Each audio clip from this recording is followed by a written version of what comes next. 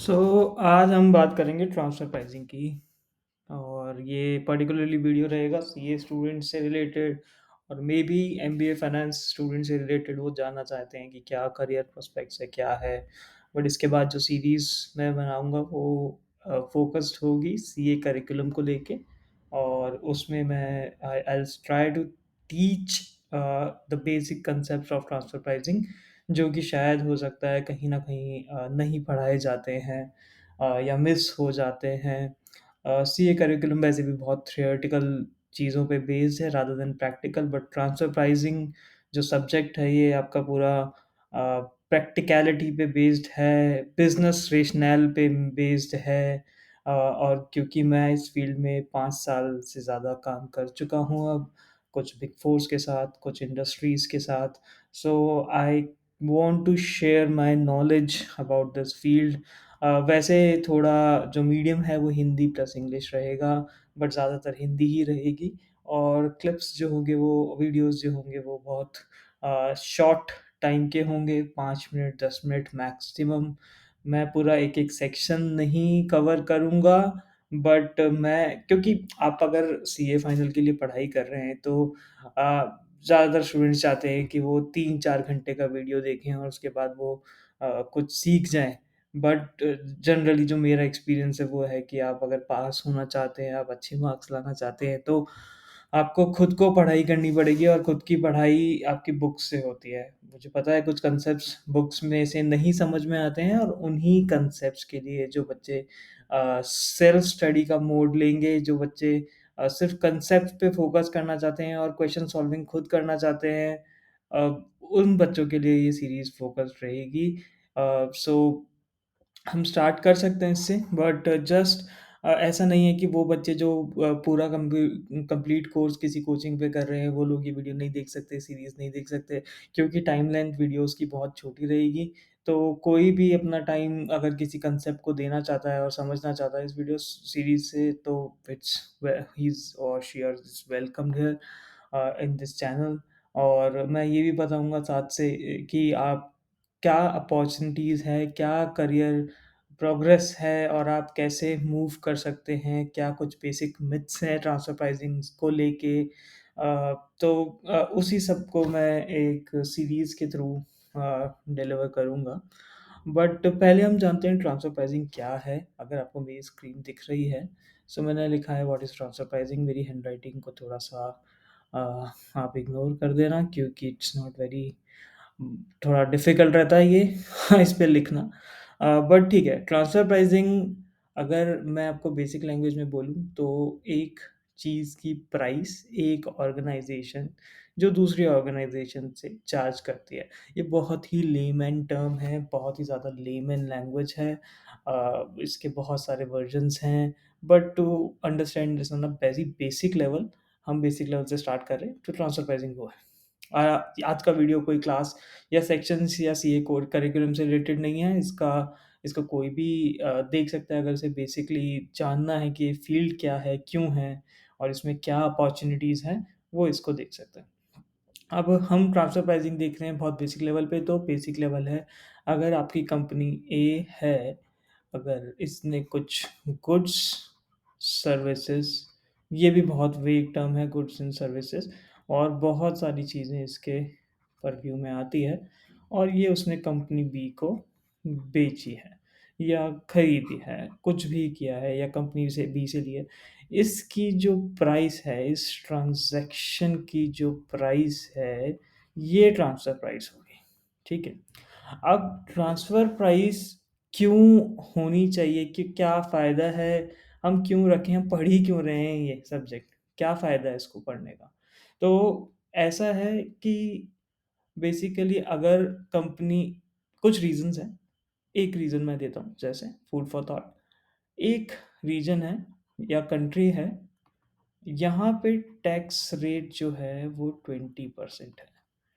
सो यहाँ पे tax rate जो है 30% है।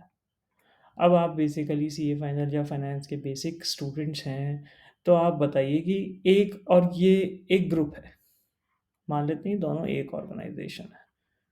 अब मैं धीरे-धीरे इसको फिल इन करता जा रहा हूँ, जिससे आपको थोड़ा आइडिया लगे कि ये क्यों हो रहा है। ये एक ऑर्गेनाइजेशन है। तो ऑर्गेनाइजेशन लेवल पे वो क्या चाहेंगे कि टैक्स 30% दें कि 20% दें? ज़ाहिर सी बात है 20% दें।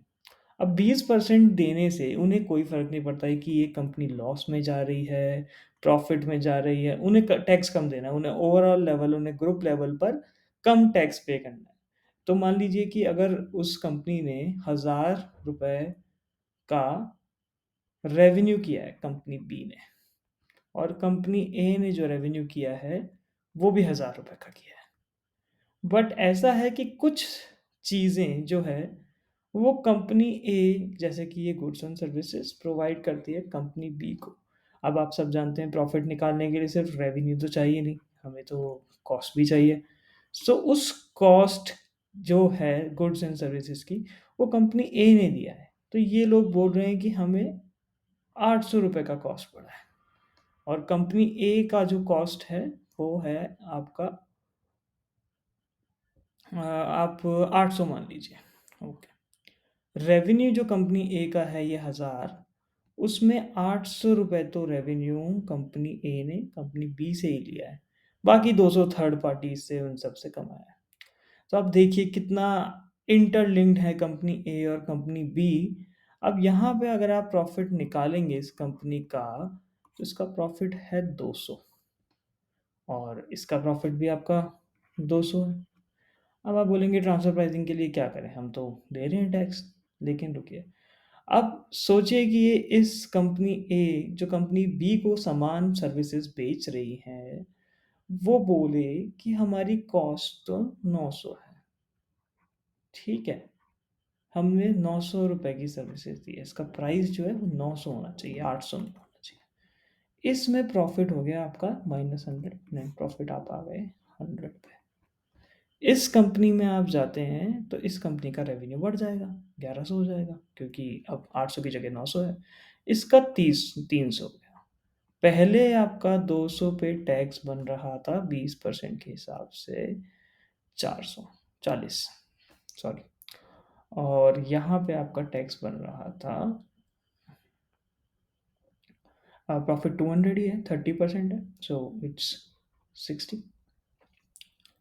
अब आप देखिए टैक्स टोटल दिया है हमने यहाँ पे 100 का, टोटल टैक्स 100।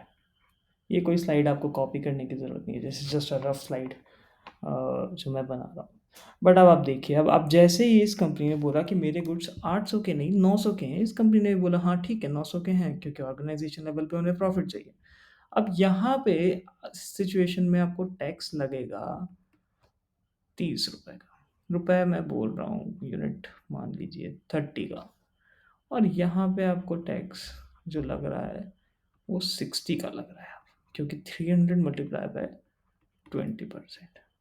तो टोटल टैक्स जो है आपका वो अब 90 हो गया।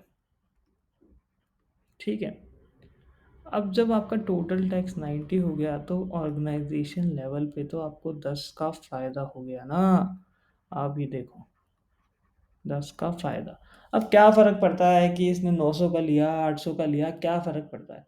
बट हाँ, इस कंट्री को जहाँ पहले टैक्स मिल रहा था 40, वहाँ 60 का मिल गया। इस कंट्री को तो फ़ायदा है, ये लोग तो कुछ नहीं बोलेंगे।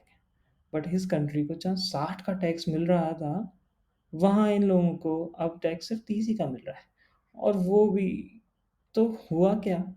हम इसको देखते हैं कि इस प्रोसेस को और इस कहानी को बेस इरोजन कहते हैं टेक्निकल टर्म में। बेस इरोजन हो गया है रीजन 2 का।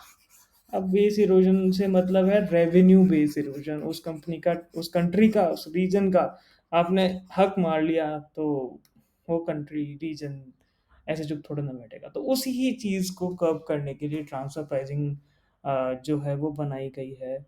दूसरे रीजंस है, फॉर एग्जांपल, अगर क्योंकि इसमें सिर्फ रेवेन्यू नहीं कॉस्ट भी होती है। मान लीजिए एक कंपनी ए है, कंपनी ए ये कहीं ऑपरेट कर रही है, यहाँ पे बहुत सस्ता लेबर है, चीप लेबर अवेलेबल है, तो सारा काम ये लोग करवा देते हैं। प्रोस जैसे आउटसोर्स का वो काम होता है आपका। अगर कुछ मैनेज करना है, आईटी बग्स आपके देखने हैं, basically BPO, KPO centre type अगर कुछ है, वैसा आप काम करवा सकते हैं, या कुछ भी आप ऐसा काम कर सकते हैं, या कुछ भी जो इस कंट्री में, इस रीजन में इनको बाकी जगह से चीपर एलोकेट है, वो चीपर अवेलेबिलिटी है, क्योंकि ग्रुप लेवल पे आपको ऑपरेशनल एफिशिएंसी देखनी होती है, कंपनी लेवल पे नहीं देखनी होती है। जब आप एक मल्टीनेशनल कंपनी में काम करेंगे तब आपको ये बात समझ में आएगी कि हाँ, ऐसा करना है। सो अगर आप इस बेसिस पे चलें, सो आप मानिए कि मान लीजिए इस कंपनी ने ₹100 की कॉस्ट इनकर करी है, बट अब इसका फ़ायदा तो कंपनी बी को भी हो रहा है, सी को भी हो रहा है, डी को भी हो रहा है, ई को भी हो रहा है। तो अब ये किस सिर्फ अगर सिर्फ यही कंपनी कॉस्ट बियर करेगी, तो ये तो ठीक नहीं है, फ़ायदा तो सबको हो रहा है। तो ये ₹100 कुछ खुद के बाँटेगी, खुद और खुद कुछ इसके, इन सब कंपनियों में बँटेगा ये ₹100, इन सब की कॉस्ट में आएगा। सो ये कैसे बँटेगा, ये एलोकेशन कैसे होगा, ये सब भी ट्रांसफर प्राइसिंग ही है। ट्रांसफर प्राइसिंग के साथ एक और टर्म जोड़ा जाता है, इंटरनेशनल टैक्सेशन, ठीक है? इंटरनेशनल टैक्सेशन, ये एक भारी टर्म है। अगर आप मान लीजिए कि 2 कंट्रीज़ के बीच में ट्रांज़ैक्शन हो रहा है, तो बहुत सारे रूल्स एंड रेगुलेशंस हैं। जैसे बहुत सारे हमारे डबल टैक्स अवॉइडेंस एग्रीमेंट्स है, क्योंकि हो सकता है कोई कंट्री बोले नहीं मुझे तो इतना ही टैक्स चाहिए इस पे, दूसरी कंट्री बोले मैं भी टैक्स करूँगी इस पे। तो अगर ऐसा होता है तो वहाँ डबल टैक्स हो जाता है। कुछ कंट्रीज़ के साथ हमारे एग्रीमेंट्स हैं, कुछ के साथ नहीं है, हमारे इन सेंस इंडिया के, और कुछ कंट्रीज़ के बीच में है कि ऐसा होगा तो आप एक्सक्लूड कर दीजिए, हम टैक्स कर लेंगे, या इतनी वैल्यू पे आप टैक्स ले लीजिए, इतने पे हम ले लेंगे। वो सब कुछ जो कैलकुलेशंस है, वो सारा जो आपका क सेक्शंस है, वो सब आपका इंटरनेशनल टैक्सेशन में आता है। वो इसका सेकंड पार्ट है। सो अगर आपको और ज़्यादातर मैं आपको बताऊँगा कि इंटरनेशनल टैक्सेशन और जो ट्रांसफ़र प्राइसिंग है उनके डिपार्टमेंट्स अलग होते हैं। अगर आप एक बिग 4 की बात करें इंडिया में जो ऑपरेट कर रही है, इंडिया प्रैक्टिस जो है वहाँ ट्रांसफ़र प्राइसिंग का आपको अलग से डिवीज़न मिलेगा। International taxation is a part of corporate taxation. तो किसी को अगर इंटरनेशनल टैक्सेशन में इंटरेस्ट है तो प्लीज़ ट्रांसफ़र प्राइसिंग में मत आइए, क्योंकि ट्रांसफ़र प्राइसिंग में सिर्फ़ ट्रांसफ़र प्राइसिंग का ही काम बहुत है। आप इंटरनेशनल ट्रांज़ैक्शंस देखेंगे बट एनालाइज़ नहीं करेंगे, उन पे काम नहीं करेंगे, क्योंकि ज़्यादातर इंटरनेशनल टैक्सेशन के जो कॉन्फ्लिक्ट होते हैं, जो कॉम्प्लेक्स इश्यूज़ होते हैं, वो सब कॉर्प टैक्स से या फिर कॉर्पोरेट टैक्स से लिंक्ड होते हैं। तो वो वहाँ पे ही एफ़िशिएंसी आती है सॉल्व करने की। ट्रांसफ़र प्राइसिंग एक अलग ही फ़ील्ड बन चुका है। इवन अगर आप बात करें कि इंडस्ट्रीज़ के अंदर आपको कैसे जाना है ट्रांसफर प्राइसिंग में, तो उस ट्रांसफर प्राइसिंग का अलग डिपार्टमेंट होता है, ज़्यादातर इन हाउस जिसे डिपार्टमेंट कहते हैं ट्रांसफर प्राइसिंग का। अब हमने बात कर लिया ट्रांसफर प्राइसिंग क्यों है, व्हाट इज़ ट्रांसफर प्राइसिंग हमने बात कर लिया। व्हाई इज़ ट्रांसफर प्राइसिंग, आप घबराइए मत, this is just a brief background. पहला है, पढ़ाई जब करेंगे हम पूरे डिटेल्ड सेक्शंस भी पढ़ेंगे, सब कुछ पढ़ेंगे। This is just introduction to this, I would say. और अगर आपको देखना है कि अब कैसे मैं अपना करियर ट्रांसफर प्राइसिंग में बनाऊँ, क्या ये एक्साइटिंग है फ़ील्ड, या इसका क्या आगे प्रोस्पेक्ट है, कैसे चल रहा है, अभी क्या सिचुएशन है, कितनी सैलरी मिलती है।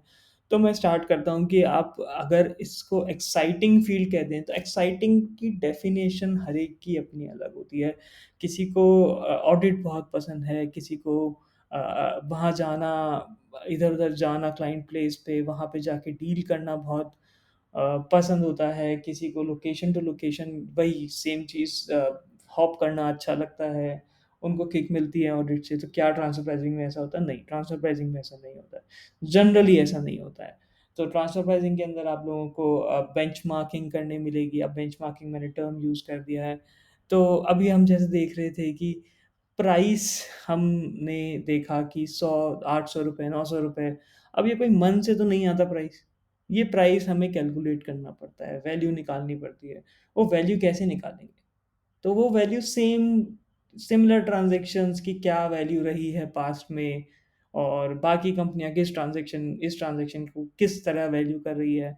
वही सब देख के हमें उसको बेंचमार्किंग कहते हैं उस प्रोसेस को। हम समझेंगे डिटेल में, क्योंकि मैं सिर्फ़ पढ़ाने के हिसाब से नहीं, बल्कि फ़ील्ड को समझने के हिसाब से, जो इस फ़ील्ड में सही में काम करना चाहता है उसके हिसाब से ये वीडियोज़ बनाऊँगा। क्योंकि अगर आप देखेंगे कि अगर आपके पास सेक्शंस देखें तो बहुत गिनती के सेक्शंस हैं, इनकम टैक्स में गिनती के रूल्स हैं ट्रांसफर प्राइसिंग पे। बट अगर आप वैसे गाइडेंस देखें ओईसीडी की या किसी और जगह की, तो वो गाइडेंस बहुत वास्ट है। और प्लस आई वुड से transfer pricing is not a science but an art. Her her company, her consultant जो ट्रांसफर प्राइसिंग डिप्लॉय करती है, ट्रांसफर प्राइसिंग कंसल्टेंट का टैग लेती है, उन सबके अपने-अपने मेथड्स हैं, सबके अपने-अपने बिलीफ्स हैं, और एक ही चीज़ को 2 तरीके से कर सकते हैं। इट्स जस्ट आप सोचते कैसे हैं, और वो बहुत इम्पोर्टेंट है। और आपको लग रहा होगा कि कंपनीज़ कैसे ऐसे डिसीजंस लेती है। बहुत सारे बड़े-बड़े डिसीजंस में transfer pricing is a major concern. और ट्रांसफर प्राइसिंग के इश्यूज़ ऐसे नहीं होते कि 20 लाख, 30 लाख, 40 लाख, ये सिर्फ़ करोड़ों में टैक्सेशन होता है। जब कॉन्फ्लिक्ट्स होता है तो 10 करोड़, 20 करोड़, इतनी-इतनी डिमांड्स निकलती हैं, क्योंकि ट्रांज़ैक्शंस की लिमिट है। क्योंकि जो ट्रांज़ैक्शंस पे ट्रांसफर प्राइसिंग लगेगा, एप्लीकेबल होगा, स्क्रूटनी होगी, उन सब की लिमिट है। इंटरनल लिमिट्स हैं, ऐसे कम्युनिकेटेड नहीं है इनकम टैक्स डिपार्टमेंट में, बट क्योंकि मैं इतना काम कर चुका हूँ इस पे, तो थोड़ा बहुत आइडिया आपको लग जाता है कि कैसे मैटर्स जाते हैं, कैसे आते हैं। तो क्या ये एक्साइटिंग है? हाँ, बिल्कुल एक्साइटिंग है। अब मैं आपको बिग 4 की लाइफ़ बता देता हूँ, अगर ट्रांसफर प्राइसिंग आपको जानना है, बिग 4 में क्या होता है। बिग 4 में आप ट्रांसफर प्राइसिंग कंसल्टेंट बनते हैं। ट्रांसफर प्राइसिंग कंसल्टेंट जो होता है, वो आप मान लीजिए डे टू डे आपकी जो ट्रांसफर प्राइसिंग स्टडीज़ होती है, तो ट्रांसफर प्राइसिंग में 3 मेन चीज़ है। आपको जो अपना प्राइस है, उसको सपोर्ट करने के लिए चाहिए आपको लोकल फाइल। बहुत वेगली मैं ये सब बता रहा हूँ, क्योंकि इंट्रोडक्शन है, और मैं नहीं चाहता अभी कुछ ऐसे टेक्निकल टर्म्स यूज़ करें जो किसी को ऐसा लगे ओवरवेलमिंग हो जाए या नहीं समझ में आ रहा है, वैसा नहीं होता। आपका मास्टर फ़ाइल होती है, और फिर आपका होता है कंट्री बाय कंट्री रिपोर्ट, सीबीसीआर। ये 3 रिपोर्ट्स हैं आपकी। ये आपका डॉक्यूमेंटेशन है, ये आपका टीपी डॉक्यूमेंटेशन है, और बहुत कुछ आता है, बट अभी के लिए इतना ही बहुत कुछ है। और टीपी लिटिगेशन में क्या है? टीपी लिटिगेशन में हमें इनकम टैक्स अथॉरिटीज़ के सामने जाना होता है, अपने क्लाइंट को रिप्रेज़ेंट करना होता है सारे लेवल्स पे। कुछ एक आध केस थे जो बहुत हाई कोर्ट, सुप्रीम कोर्ट पे भी गए हुए हैं। बट हाँ, टाइम लगता है इसमें, बट ज़्यादातर आप केसेज़ देखेंगे जो डीआरपी लेवल पे, यानी कि डिस्प्यूट रेज़ोल्यूशन पैनल के लेवल पे, या फिर इनकम टैक्स अपीलेट अ, ट्रिब्यूनल के, जिसे आप ट्रिब्यूनल कहते हैं, उस लेवल पे से रिज़ॉल्व होते हैं, और रिलीफ़ मिल जाता है आईटीएटी तक आते-आते, या मैटर डिसाइड हो जाता है जनरली। इससे पहले अगर आपके पास कुछ रूट्स हैं, तो सेम लेवल पे आप जो देखेंगे वो टीपीओ के असेसमेंट होते हैं, नॉर्मल असेसमेंट नहीं होते हैं। और टीपीओ के बाद केस डीआरपी के पास जाता है जनरली, डीआरपी के बाद आईटीएटी के पास जाता है, फिर आपके पास जाता है हाई कोर्ट। तो आपको दोनों का मिक्स मिलेगा। ये सीआईटी अपील्स है, जो कि सेम लेवल पे बोल सकते हैं आप डीआरपी से। डिफरेंट रूट्स है टीपीओ पे जाने के और डीआरपी पे जाने के, दोनों पे जा सकते हैं। बट अब देखिए, टीपी लिटिगेशन हो गया और टीपी डॉक्यूमेंटेशन हो गया, तो ये 2 मेजर थिंग है जो आप एज़ अ फ्रेशर सीए या एज़ अ कंसल्टेंट आप करेंगे। तो आपको सिर्फ़ ऐसा नहीं है लिटिगेशन ही कर रहे हैं, ऐसा नहीं है कि डॉक्यूमेंटेशन कर रहे हैं, वो आपकी अ, एबिलिटी और मे बी टीम, उस सब पे डिपेंड करेगा, या क्लाइंट का आपके पास क्या पोर्टफोलियो होगा, उस सब पे डिपेंड डिपेंड करेगा।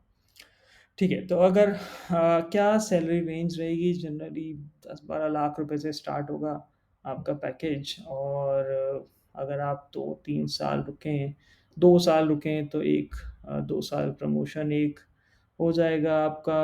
आप असिस्टेंट मैनेजर टाइप या सीनियर कंसल्टेंट टाइप बन जाएँगे, और आप 15 से 17 तक पहुँच जाएँगे। फिर आप 2 से 3 साल रुकेंगे, आप मैनेजर बन सकते हैं। मैनेजर आप 20 से 25 लाख रुपए, या फिर even more I will say ज़्यादा, इससे ज़्यादा ही मिलेगा, कम नहीं मिलेगा। ये आपका ट्रेजेक्टरी रहेगा 5 से 6 साल का। इसके ऊपर तो भैया किसी का कोई भरोसा नहीं है क्या करेगा, बट ठीक है। अब अगर आप जानना चाहते हैं, मैंने सैलरी ब्रैकेट्स आपको जनरली बताए हैं, जनरल है। हो सकता है कम हो, ज़्यादा हो, मैं ना मेरी कुछ डिटेल्स शेयर कर रहा हूँ कि मुझे कितना मिलता था, मेरा क्या था, मैं नहीं बता रहा। ये जनरल ट्रेंड है, ये आपको ग्लासडोर, एम्बिशन बॉक्स ऐसी किसी भी साइट पे आपको सेम स्ट्रक्चर मिलेगा। बट हाँ, क्या फील्ड में ग्रोथ है? अभी अगर सिनेरियो देखें, जो ट्रांज़ैक्शंस हो रहे हैं, जो डिजिटल ट्रांज़ैक्शंस हो रहे हैं, हमारा नेक्स्ट टॉपिक रहेगा ग्रोथ पे। तो अगर आप ट्रांसफर प्राइसिंग में आना चाहते हैं, तो अभी तो बेस्ट फील्ड है। अभी मतलब सीए के हिसाब से, मतलब और भी बहुत फील्ड्स हैं, बट ठीक है, जितना ग्रोथ पहले नहीं था, नीश फील्ड बोलते थे, उससे it's the right time to come into transfer pricing field. अभी डिजिटल इकोनॉमी आपका बढ़ रहा है, और बहुत ग्लोबलाइजेशन के ट्रांजैक्शन देखने में मिल रहे हैं, इकोनॉमीज़ मिक्स हो रही है, और बहुत कुछ है, बहुत कुछ है। तो अ, उस वजह से ट्रांसफर प्राइसिंग की इम्पोर्टेंस बहुत बढ़ रही है। तो ग्रोथ बहुत है, हायरिंग बहुत हो रही है अभी, आई वुड से काफ़ी डिमांड में है टीपी प्रोफेशनल्स, क्योंकि टीपी ऐसा फील्ड नहीं है जो हर एक कॉर्पटेक्स वाले को आता हो, या कोई भी जो सीए है वो कर ले। आपको स्क्रैच से सीखना पड़ता है, आपको थोड़ा बहुत पहले प्री वर्क चलेगा, बट थोड़ा बहुत आपको नॉलेज होना चाहिए, अदरवाइज आप थोड़ा स्ट्रगल करेंगे। तो ये आपका बेसिक बेसिक जो ट्रांसफ़र प्राइसिंग का है कोर्स, उस पे अभी हमने बात नहीं करी है, बट ये जो बेसिक फ़ील्ड है, इसके लिए हमने अभी काफ़ी बात कर लिया। तो आप रहिए मेरे साथ, मैं आपको पूरे ट्रांसफ़र प्राइसिंग तक के एंड तक साथ दूँगा। अगर कोई क्वेश्चन्स हो तो आप कमेंट्स में या मुझे डीएम कर सकते हैं। और thank you for watching this. Bye bye.